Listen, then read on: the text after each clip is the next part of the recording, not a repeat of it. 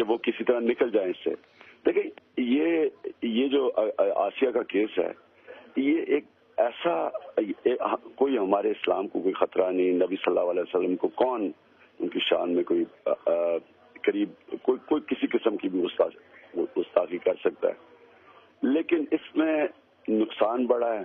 اگر وہ عورت کہہ رہی ہے کہ میں معافی مانگتی ہوں میں نے نہیں کیا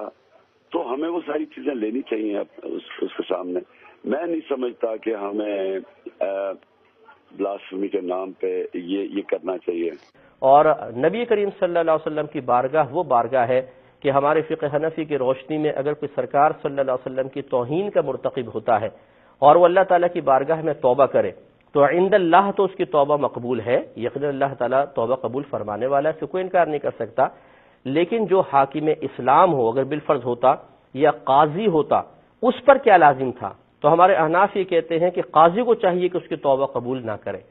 توبہ قبول نہ کرنے کا مطلب لازم سزا کا جاری کرنا, کیونکہ اگر یہ کھیل بنا لیا جائے کہ نبی کریم صلی اللہ علیہ وسلم کی شان میں گستاخی کی اور پھر کہا جی میری تو زبان پھسل گئی تھی, مجھ سے تو غلطی ہو گئی تھی, میں تو جانتا نہ تھا, تو آپ نے فرض علم کیوں نہیں سیکھا, اور پھر ہم اس کے قاضی اس کی توبہ کو قبول کر لے یعنی سزا جاری نہ کرے تو پھر دوسرا ہمت کرے گا, پھر تیسرا کرے گا. اس لیے پھر حکم یہ ہوا کہ نبی کریم صلی اللہ علیہ وسلم کی بارگاہ کا ادب یہ ہے اور ہمارے آقا صلی اللہ علیہ وسلم کی ذات پاک کا حق یہ ہے, آپ کے وصف نبوت کا حق یہ ہے کہ ایسے شخص کو معاف نہ کیا جائے.